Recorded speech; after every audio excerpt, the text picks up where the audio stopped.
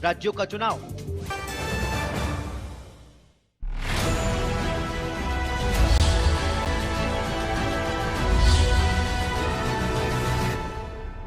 नमस्कार, पत्रकार टीवी की कैपिटल टॉक शो में आपका स्वागत है। मैं हूं स्वतंत्र जैन।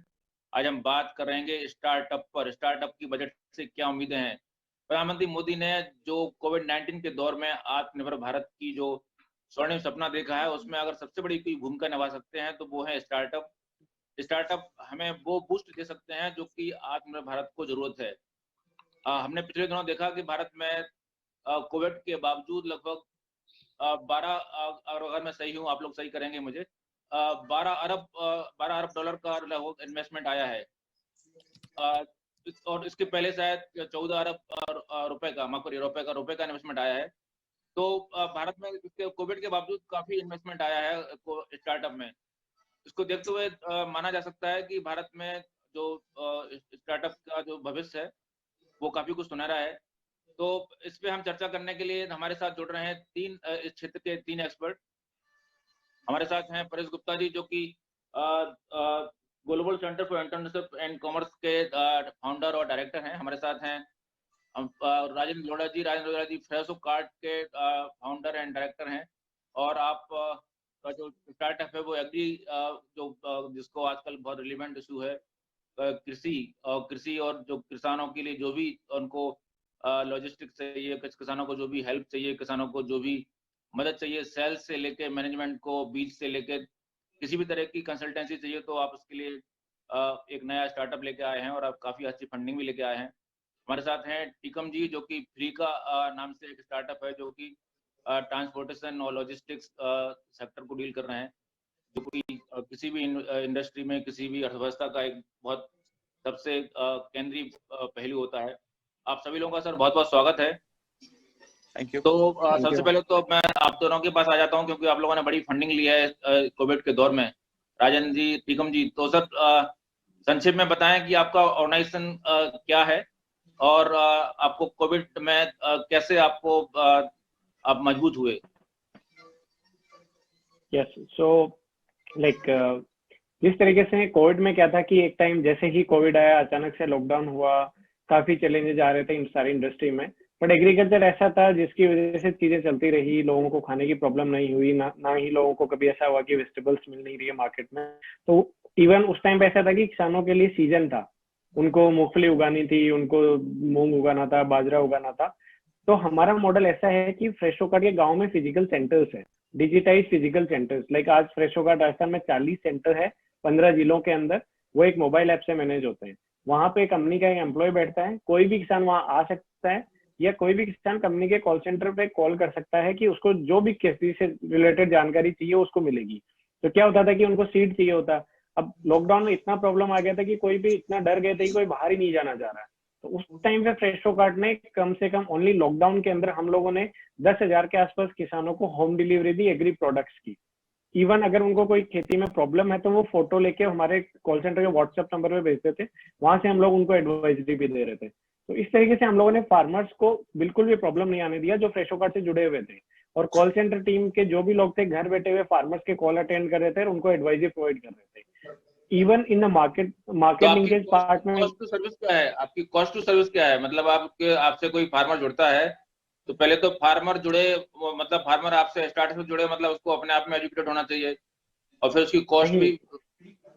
ऐसा नहीं है, ये एकदम फ्री प्लेटफॉर्म है एडवाइजरी के लिए। अगर कोई किसान है उसको गेहूं में कोई प्रॉब्लम हो ऐसे पूछना चाहते हैं, उसका कोई चार्ज नहीं है, जुड़ने के लिए कोई चार्ज नहीं है। अगर वो कोई हमसे खरीदता है, क्या होता है कि आज गाँव के अंदर ओनली खाद बीज की दुकानें हैं। तो हमारा क्या मॉडल है कि ये डिजिटाइज मॉडल है। यहाँ हम लोग हमारे टाइअप्स रहते हैं, जैसे कि यूपीएल हो गया, बायर हो गया, ऐसी कंपनी से हमारे डायरेक्ट टाइअप्स रहते हैं। तो उनसे हम लोग माल लेते हैं, वहां पे हमारे स्टॉक उस पे, देन हम लोग फार्मर्स को अच्छी रेट में बेचते हैं और एडवाइजरी के साथ में बेचते हैं। अभी तक दुकान वाले क्या होते थे, कोई बीज बेच दिया, कितना किलो लगाना है उनको प्रॉपर आइडिया नहीं है, कैसे लगाना है आइडिया नहीं है। हमारे पास पूरे एग्रोनॉमी एक्सपर्ट्स हैं, तो वो लोग उनको आइटम बेचते हैं। तो ये ऐसा हो गया कि हम लोग अमेजोन है फार्मर्स के लिए, जहां उनको कोई भी आइटम मिलेगा, कोई भी एडवाइजरी मिलेगी। चलिए, हमारे साथ टीकम जी भी हैं। टीकम जी, आप एक ऐसी इंडस्ट्री से जुड़े हुए हैं जो कि हर आदमी से कहीं ना कहीं हर आदमी की जरूरत है। तो बिल्कुल। आपको आपको क्या लगता है कि कोविड के दौर में आप कैसे एक शक्ति बन के उभरे हैं? कोविड में सारी इमरजेंसी व्हीकल्स चल रहे थे और ड्राइवर को बहुत प्रॉब्लम हो रही थी। ड्राइवर को प्रॉब्लम ये थी कि यदि गाड़ी में पंचर हो गया या उसके गाड़ी में कोई भी मैकेनिकल डिफेक्ट हो गया, टायर बस्ट हो गया, तो उसको कोई भी शॉप अवेलेबिलिटी नहीं थी। बिल्कुल। और इमरजेंसी व्हीकल्स है, उसको टाइमली पहुंचना है, उसको डिलीवरी देनी है, तो उसके लिए हमारे पास फ्लीका सेंटर सर्विसेज अवेलेबल थी, जहाँ पे कि जो भी गोल्डन कॉरिडोर है वहां पे हमारे एवरी 30 किलोमीटर पे हमारे खुद के ऑथराइज सेंटर्स अवेलेबल है, विच इज फ्लीका सेंटर। फ्लीका सेंटर में टायर से रिलेटेड कितने पंचर, सेंटर हैं आपके? कितने सेंटर हैं? कहाँ पे है आपका एरिया ऑपरेशन? कहाँ है अभी? 500 प्लस फ्लीका सेंटर अवेलेबल है आज की डेट में। राजस्थान या all India? All India, all India. Okay. सबसे अधिक कहाँ पर होंगे? किस शहर में है सबसे अधिक? ये नेशनल हाईवे पे हैं, ये किसी भी सिटी के इंटरनल पार्ट में नहीं है, क्योंकि कॉमर्शियल व्हीकल हाईवे पे ही ड्राइव होता है। ओके। तो नेशनल हाईवे में दिल्ली से बॉम्बे जाएंगे, हर 30 से 40 किलोमीटर पे आपको फ्लीका सेंटर अवेलेबल मिलेगा, जहाँ पे कि ड्राइवर जाके उसको जो भी फैसिलिटी है वो सॉल्यूशन ले सकता है। यहाँ पे फ्लीका सेंटर में टायर के साथ साथ हम लोग पार्किंग स्पेस, ढाबा और वो फैसिलिटी भी है जहाँ पे वो रेस्ट कर सकता है। बाय द टाइम उसको सॉल्यूशन भी मिल जाएगा। चलिए, काफी इंटरेस्टिंग है, काफी इंटरेस्टिंग, इनफैक्ट काफी चैलेंजिंग भी है। परेश जी, एजुकेशन सेक्टर एक ऐसा सेक्टर उभरा है जो कि कोविड के दौरान, अगर हम ऑफलाइन की बात करें तो काफी कुछ चुनौतियां जिसने देखी हैं, लेकिन अगर ऑनलाइन की बात करें तो सबसे अधिक बूम डिजिटल सेक्टर और एजुकेशन, ऑनलाइन एजुकेशन में आया है। तो आपने इस दौर का कैसे सामना किया? क्योंकि जहां तक मेरी जानकारी है, आप एक ऑफलाइन मोड में ऑपरेट कर रहे थे, तो फिर कैसे आपने स्विच ऑफ किया और अब बहरहाल अब क्या स्थिति है? So I think education sector अभी इस साल के अगर हम 2020 की बात करते हैं, 3 बड़े सेक्टर्स हैं जिसमें सबसे ज्यादा फंडिंग हुई है: education, health and food. And these are the primary sectors। और एजुकेशन में बहुत बड़ी बड़ी डील्स हुई हैं इस साल के अंदर। सो आप देखोगे कि बायजूस व्हाइट हैट जूनियर का एक्विजिशन, अनअकैडमी का आकाश इंस्टीट्यूट का एक्विजिशन, ये 2 बहुत बड़ी डील्स हैं। और जो हो रहा है एजुकेशन इंडस्ट्री में वो बहुत ही रिमार्केबल है। जूम की जो शेयर प्राइसेस हैं वो अमेजिंगली सोर कर गई, यूजर्स मल्टीप्लायर में बढ़ गए। So everything has change big time. Coursera, edX, जितने भी ऑनलाइन एजुकेशन प्लेटफॉर्म्स हैं, वो लास्ट 1 साल के अंदर उनके मल्टीप्लायर्स आर 4x 5x। तो इस बार तो ये पूरा covid duration has been very very transformatory for the education sector, और बहुत अमेजिंग चीजें हुई हैं। राजेंद्र जी, आपने पिछले दिनों काफी फंड भी उठाया है बाजार से, तो मैं ये जानना चाहता हूं कि आपको फंड उठाने में आपको कितने आपके व्यक्तिगत प्रयास होते हैं, कितने सरकार के प्रयास होते हैं, और आपको बाकी लोग भी आपकी तरह बाजार में आके फंड उठा सकें और अच्छे स्टार्टअप ला सकें, इसके लिए सरकार को क्या मदद कर सकती है? सरकार को क्या करना चाहिए? बजट से क्या आप देख रहे हैं कि इस दिशा में काम हो? राइट। सो बजट से पहले काफी बड़ा जो अभी अनाउंसमेंट आया है कि गवर्नमेंट ऑफ इंडिया ने 1000 करोड़ का एक स्टार्टअप फंड क्रिएट किया है।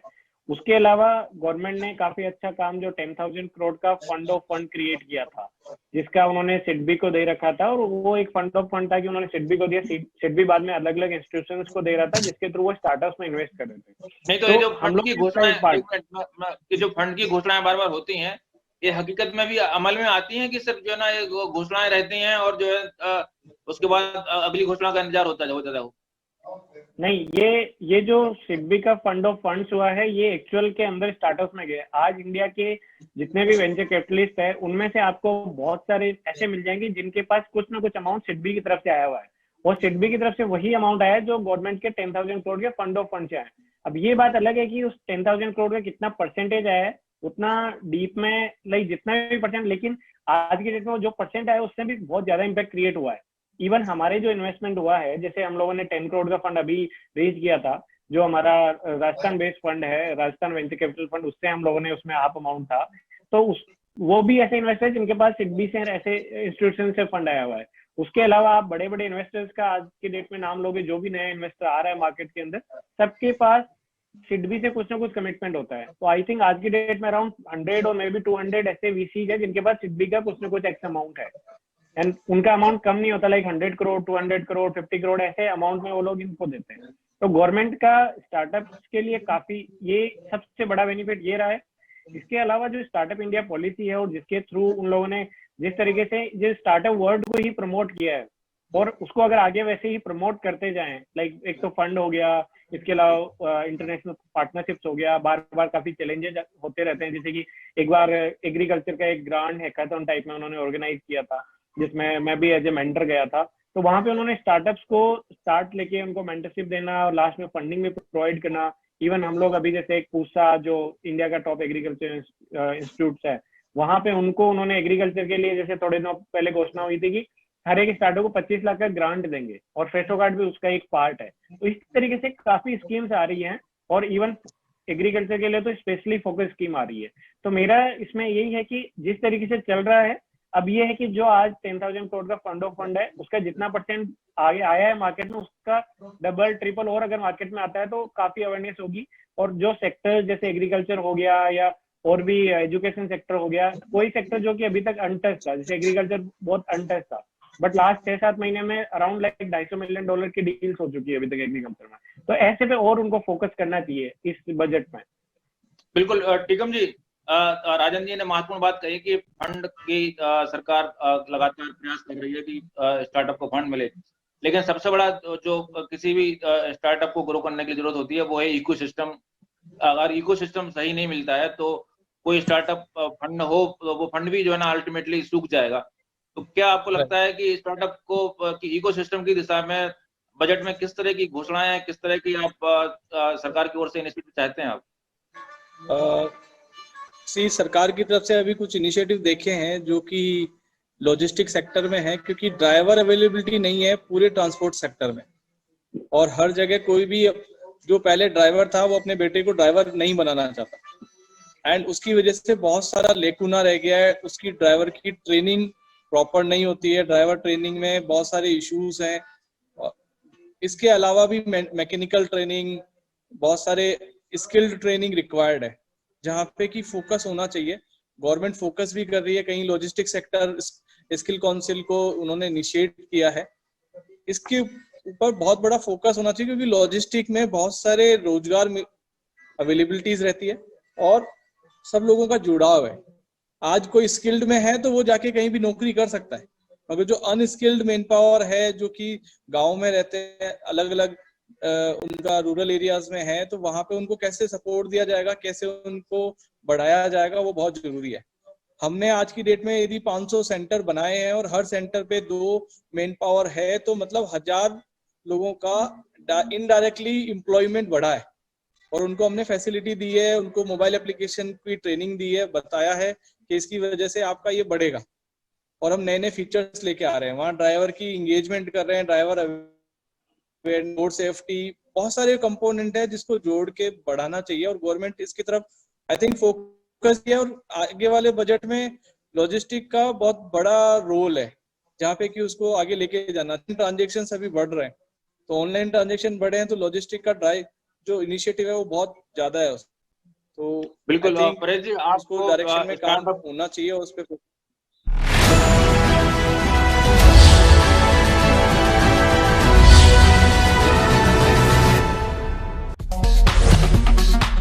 कोरोना महामारी के बाद पहला बजट, क्या अर्थव्यवस्था का बैठेगा संकट? कीजिए पड़ताल पत्रिका के साथ। आम बजट 2021-22 का पूरा कवरेज और विश्लेषण सिर्फ पत्रिका टीवी पर।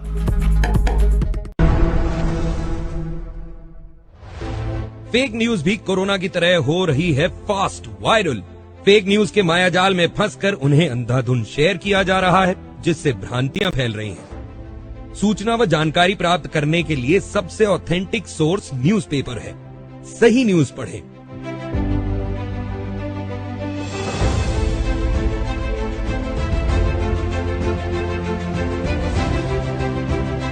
कोरोना से लड़ने के लिए हमारी पूरी टीम वर्क फ्रॉम होम कर रही है ताकि आप तक पहुंचे प्रामाणिक खबरें। पत्रिका ने केंद्र व राज्य सरकारों के निर्देश अनुरूप प्लांट व कार्यालय को सैनिटाइज करवाया है।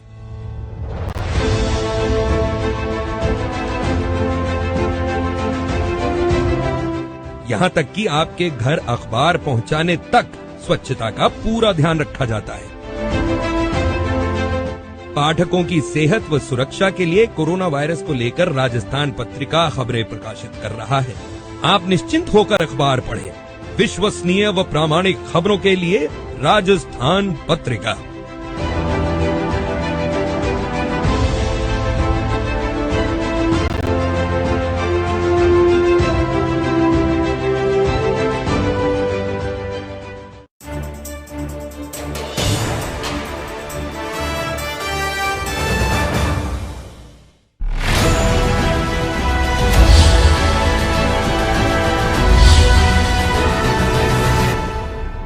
तो आपको क्या लगता है, सरकार का जो स्टार्टअप को प्रमोशन रहता है वो सिर्फ जिसको कहते हैं लिप सर्विस रहता है, या सरकार सचमुच में आगे जाके काम करने के इच्छुक है? लिप सर्विस के आगे भी राजस्थान सरकार को की बात करें या फिर केंद्र सरकार की बात करें, और किस दिशा में आपको लगता है कि बजट जाए, कि बजट में क्या घोषणा आप देखना चाह रहे हैं?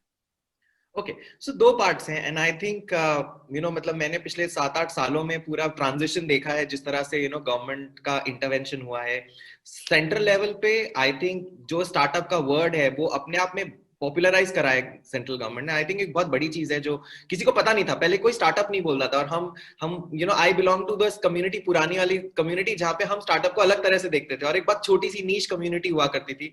आज हर एक जना नया बिजनेस खोलता है वो अपने आप को स्टार्टअप बोलता है। तो गवर्नमेंट ने उसको पॉपुलराइज किया। मैं आई थिंक उसके लिए बहुत खुशगुजार हूँ, थैंकफुल हूँ कि ये हुआ। स्टेट गवर्नमेंट और सेंट्रल गवर्नमेंट दोनों ने काफी बड़ी बड़ी पॉलिसी के अनाउंसमेंट्स करे, राइट, और कुछ चीजें बहुत अच्छी करी। सो आई थिंक पॉपुलराइज करना, एलिमेंट्स डालना, फंड डालना, काफी सारे हैकाथॉन्स, काफी सारे इवेंट्स, काफी सारे प्रमोशनल एक्टिविटीज, ये सब कुछ हुआ। द प्रॉब्लम इज कुछ मिसेस भी हैं। तो हमने ओवर प्रॉमिस किया बट टाइम बहुत लग गया। जैसे मैं आपको एग्जांपल देता हूँ कि 2019 में गवर्नमेंट ने बोला कि एक स्टार्टअप एक्सचेंज डाला जाएगा। वो स्टार्टअप एक्सचेंज में एक साल के अंदर केवल 4 स्टार्टअप लिस्ट हुए। आज तक उस स्टार्टअप्स में केवल 8-9 स्टार्टअप्स आए हैं, वहां पर स्टार्टअप्स ही नहीं लिस्ट हो रहे। तो there are problems in that startup entire problem. Similarly जैसे हमारी टैक्सेशन पॉलिसी, वजह क्या है, क्यों नहीं हो रहे लिस्ट उसमें? क्योंकि इसकी लिस्टिंग नॉर्म्स बहुत डिफिकल्ट है। अब प्रॉब्लम है कि स्टार्टअप एक ऐसा एलिमेंट है, अब जैसे नॉर्मल आप किसी बिजनेस को लिस्ट करते हैं तो उसमें प्रॉफिट होना जरूरी है, उसकी 2 साल की टर्नओवर होना जरूरी है। अब वैसी रिक्वायरमेंट्स आपने अगर स्टार्टअप्स के लिए डाली तो स्टार्टअप तो बहुत छोटे होते हैं, बहुत जल्दी खत्म हो जाते हैं, जल्दी मरते हैं, जल्दी वापस पैदा होते हैं, उनका शॉर्ट लाइफ स्पैन होता है। तो उनके लिए वो लाइफ स्पैन छोटा करना जरूरी है from a startup exchange angle. आपको उनको बहुत अलग तरह से ट्रीट करना पड़ेगा। आप बोलोगे 2 साल तक प्रॉफिट होना चाहिए, प्रॉफिट स्टार्टअप के पास अगर होता तो फिर ये सारी एग्जाम्पशंस और ये सारी सपोर्ट की जरूरत ही क्या पड़ती। सो वो रेगुलेटरी नॉर्म्स वर्ल्ड के अंदर अलग है और हमारी कंट्री में अभी तक सेबी के जो रेगुलेशंस है लिस्टिंग के वो काफी स्ट्रिंजेंट है, तो वो धीरे धीरे कम होंगे। सिमिलरली जैसे टैक्स रिलीफ है, अब tax relief again at a central level अगर हम बात करते हैं तो गवर्नमेंट ने पहले एंजल टैक्स, और एंजल टैक्स को ठीक करते करते ही हमको 5 साल लग गए। मतलब 5 साल तक तो डिबेट होती रही एंजल टैक्स कितना रखे हैं, कितना हटाएं। 30% तो टैक्स लगता है, अभी भी हमारे उसमें काफी बड़ा प्रॉब्लम है। तीसरा प्रॉब्लम है जीएसटी। ना जीएसटी पे आप ये सोचिए कि जीएसटी में इनपुट टैक्स रिलीफ होता है। स्टार्टअप को टैक्स तो देना पड़ रहा है अगर वो किसी से कुछ प्रोडक्ट सोर्स करते हैं, बट उनको इनपुट रिलीफ नहीं मिलता क्योंकि उनका उतना टर्नओवर नहीं है इस समय पे। तो that is again a problem. उसकी वजह से स्टार्टअप्स को ग्रो करने में प्रॉब्लम होता है। फंडिंग के एंगल से बात करते हैं, गवर्नमेंट ने पॉलिसी निकाली थी alternative investment funds. Now alternate investment funds होते हैं स्पेसिफिकली स्टार्टअप्स के लिए, जिसके थ्रू एग्जाम्पशंस और ये सारी चीजें मिलती हैं। नाउ इस पॉलिसी के अंदर भी आपको एंजल होने के लिए 25 लाख का मिनिमम इन्वेस्टमेंट रिक्वायरमेंट चाहिए। आपके एलआईसी और बाकी सब पेंशन फंड इसमें भी इन्वेस्ट नहीं कर पा रहे। तो सारा जो डोमेस्टिक फंडिंग है अभी स्टार्टअप्स का वो इंडिया से आ ही नहीं रहा है, सब की सब इंटरनेशनल फंडिंग है, मेजॉरिटी इंटरनेशनल फंडिंग है। राजन जी, हाँ, तो इसमें एक बहुत सारी चीजें तो परेशी ने से कवर किया है। इसके अलावा एक चीज और होता है, क्या है कि अपने यहाँ पे स्टार्टअप में एक सिस्टम रहता है कि हम जो अपने अर्ली एम्प्लॉयज रहते हैं उनको एक ईसॉप करके देते हैं, एम्प्लॉय स्टॉक ऑप्शंस। इसके अलावा क्या होता है कि अब एम्प्लॉय स्टॉक ऑप्शंस हम एम्प्लॉय को दे देते हैं, लेकिन उसमें एक एक्स्ट्रा टैक्स लगता है, कैपिटल गेन टैक्स करके। जैसे बहुत बार क्या होता है कि मान लो एम्प्लॉय को उसका इक्विटी कन्वर्ट हो गया, बट क्या होता है कि स्टार्टअप्स देते हैं उसको ईसॉप तो दे दिया, ईसॉप मतलब उसको कुछ इक्विटी तो मिल गया, कंपनी में नंबर ऑफ शेयर मिल गया, लेकिन उसको उसका कन्वर्ट करना मतलब उसको बेच के निकलना, पैसा लेके निकलने में लग जाते हैं 7-8 साल। बट गवर्नमेंट ने ऐसा कर रखा है कि जिस दिन उसको शेयर इश्यू हो गए और वो जिस वैल्यू के हैं, तो उस पे जो 20-30% टैक्स बनता है उसको उस दिन देना है। इस पे भी अभी काफी बहस चल रही है, काफी सजेशंस भी गए हैं, जैसे एंजल टैक्स का उन लोगों ने काफी उसमें सही कर दिया। लेकिन उसके बाद अब जो कैपिटल गेन है, जो टैक्स है जो कंपनीज में होता है, स्टार्टअप्स में भी अभी भी सेम रूल है। तो आई थिंक उसका जो रूल है कि अगर आपको शेयर मिल भी जाता है, तो जिस दिन वो शेयर आपके वेस्ट होके आपको पैसा मिल रहा है, अगर बाई बैक हो रहा है या मे बी आईपीओ से हो रहा है, तो उसमें इसमें एग्जम्पशन होना चाहिए कि उस टाइम पे उसका टैक्स बने, उसका आज ही टैक्स ना बने। इससे क्या हो जाता है कि एम्प्लॉयज को बहुत दिक्कत हो जाता है, वो छोड़ के जाते हैं, उनके पास मान लो किसी के पास 1 करोड़ के शेयर हो गए, 30% तो 30 लाख तो आज के डेट में टैक्स बन गया, बट उसको पैसा कब मिलेगा 1 करोड़, जब कंपनी उसके शेयर खरीदेगी। तो फिर 30 लाख कहाँ से देगा? इस वजह से कंपनी, उनको एम्प्लॉयज को बहुत प्रॉब्लम होती है, उनको सस्ते में शेयर बेचना पड़ता है कंपनी को। तो एक तो ये वाला पार्ट हो गया जो कि टैक्स साइड में करना चाहिए। इसके अलावा आई थिंक थोड़ा सा स्टार्टअप जैसे फंड ऑफ फंड क्रिएट किया है। इसके अलावा कुछ डायरेक्ट भी, जैसे एग्रीकल्चर में उन्होंने डायरेक्ट फंड किया, यूनिवर्सिटीज को दे दिया, जिसके थ्रू स्टार्टअप्स में जा रहा है, या कुछ जैसे उन्होंने ये अटल इनोवेशन लैब्स और समथिंग लाइक दैट, उसमें उन्होंने दिया है। बट हर जगह टिकट साइज क्या है, 20 लाख 50 लाख ऐसे है। एक बीच का रेंज अभी भी बच गया जो 50 लाख से लेके लेट से 4-5 करोड़ है, वहां पे उनको एक डायरेक्ट इन्वेस्टमेंट का भी देखना चाहिए, जिसमें अभी उन लोग गवर्नमेंट ने क्या किया कि नाबार्ड को जैसे एक एग्रीकल्चर फोकस फंड बनाया है, तो नाबार्ड को अराउंड 500 करोड़ है जो स्टार्टअप्स में उनको इन्वेस्ट करना है वो डायरेक्टली। तो इस तरीके से भी उनको डिफरेंट सेक्टर के लिए डिफरेंट इंस्टीट्यूशंस को वो दे सकते हैं कि उसमें वो directly then they can invest.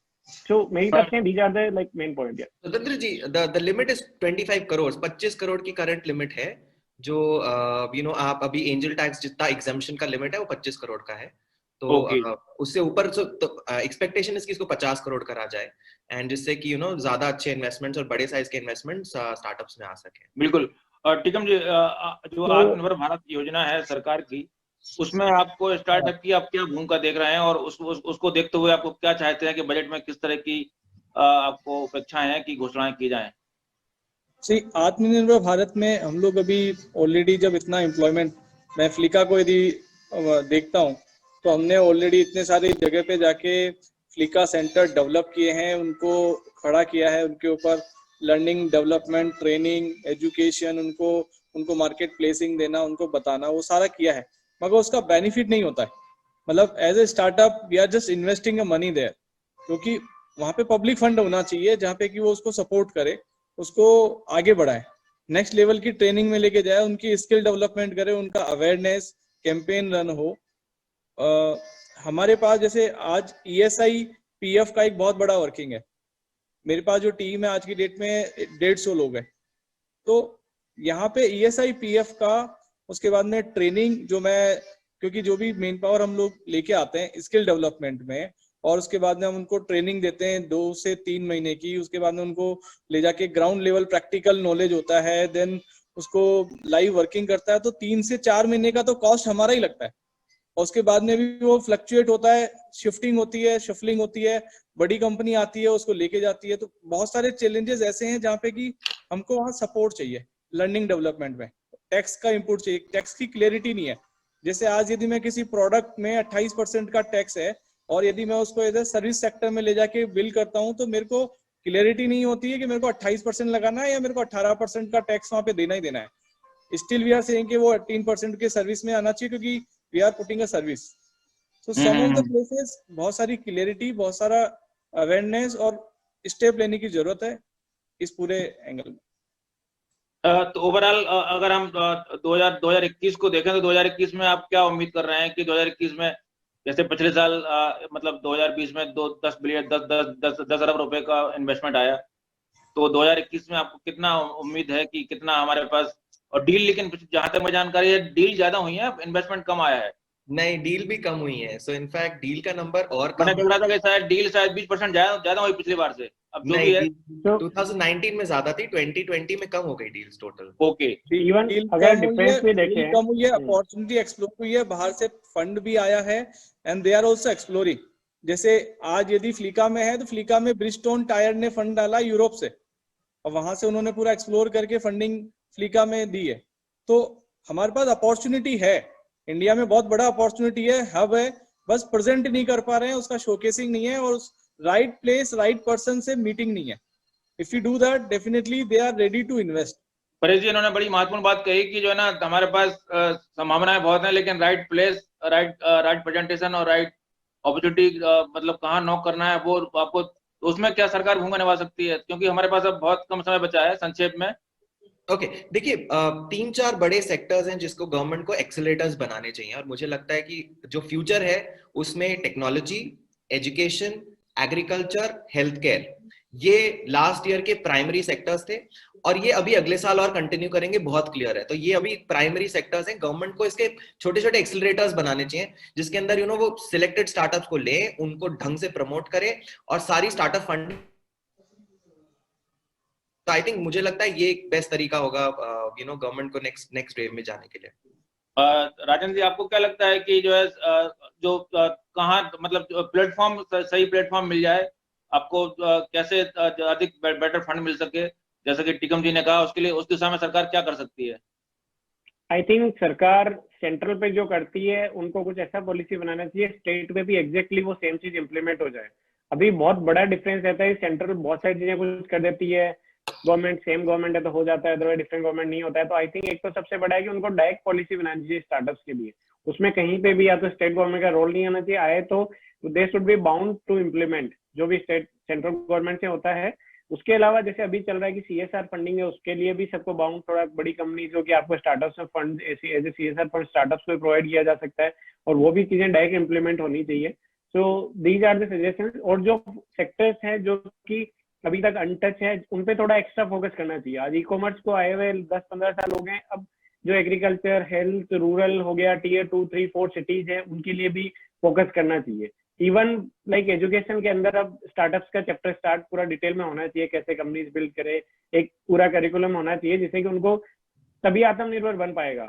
Because इतना बड़ा कंट्री, इतनी बड़ी इकोनॉमी, आत्मनिर्भर बनने के लिए जो स्टार्ट है, एनईपी में स्टार्टअप के ऊपर कुछ एजुकेशन भी होना चाहिए, एनईपी में कि स्टार्टअप कैसे एस्टेब्लिश करें, उस दिशा में भी कुछ काम करना चाहिए कि तो गवर्नमेंट इज अलाउइंग दैट। मतलब अब तो मेरे हिसाब से गवर्नमेंट ने बोल दिया मल्टी डिसिप्लिनरी एजुकेशन, तो गवर्नमेंट बोल रही है कि अब आप वैरायटी ऑफ सब्जेक्ट्स पढ़ाइए और एकदम रियलिस्टिक रियल लाइफ सब्जेक्ट्स पढ़ाइए, और स्किल बिल्डिंग पे सबसे ज्यादा वोकेशनल कोर्सेज और स्किल बिल्डिंग सबसे बड़ा फैक्टर होगा एनईपी के अंदर, जहां पर गवर्नमेंट बोल रही है आप केवल real life skill based courses चलाइए। सारी यूनिवर्सिटीज को यही बोला जा रहा है। तो ये तो बहुत बड़ा ट्रांसफॉर्मेशन। टेक्नोलॉजी मतलब कोडिंग, टेक्नोलॉजी कंपलसरी करिए, और पूरी एजुकेशन को मल्टी डिसिप्लिनरी कर दीजिए, जहां पे बच्चा कुछ भी ले, कोई भी सब्जेक्ट पढ़े, और फिर उसको मूव करके बिजनेस क्रिएट करे। सभी लोग स्टार्टअप से हैं, तो स्टार्टअप के बारे में कभी की सवाल भी उठते हैं। जैसे आपने कहा कि स्टार्टअप के बहुत सारे आए हैं, जैसे बाइटेड जूनियर एक स्टार्टअप आया है, उसमें लगातार सवाल भी उठ रहे हैं उसके ऊपर। मैंने देखा फोर्ब्स मैगजीन में एक सवाल, अभी एक आर्टिकल देखा फोर्ब्स मैगजीन में, कि उन्होंने कहा कि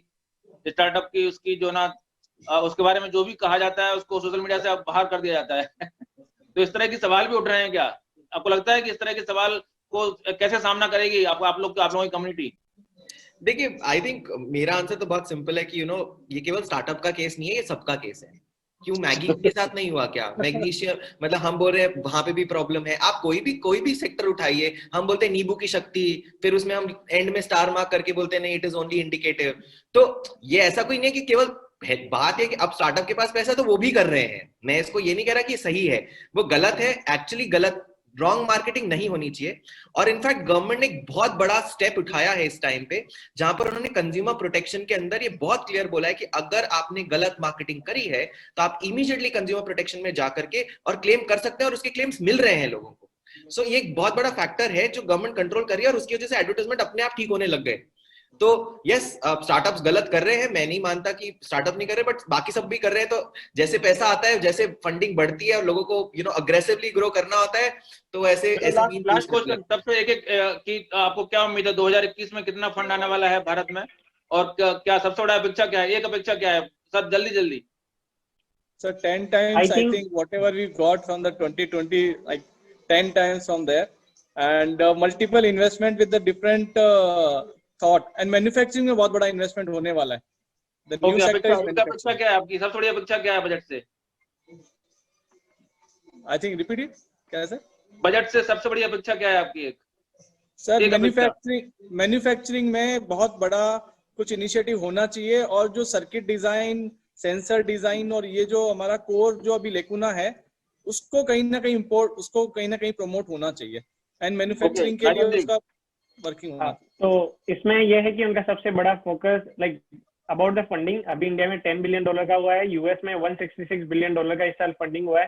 तो एटलीस्ट जो गैप है वो कम होना चाहिए, अगली बार अराउंड 30-40 तक पहुंचना चाहिए, बिकॉज यहाँ बहुत सारे स्टार्टअप्स है और बड़े राउंड अब आने वाले हैं।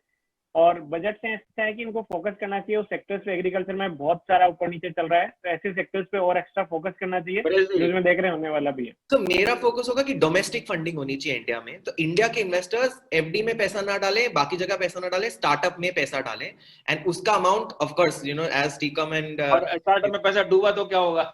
तो इतना रिस्क, मतलब डाइवर्सिफाई करिए अपना पोर्टफोलियो। तो 50 स्टार्टअप में डालेंगे तो एक तो यूनिकॉर्न बनेगा ही, और इंडिया Okay, तो आपका 50 मोर यूनिकॉर्न्स। आपका मतलब सरकार को इसके लिए कुछ बजट में कुछ प्रयास करना चाहिए कि लोग रिलायबल स्टार्टअप विश्वास कर सकें।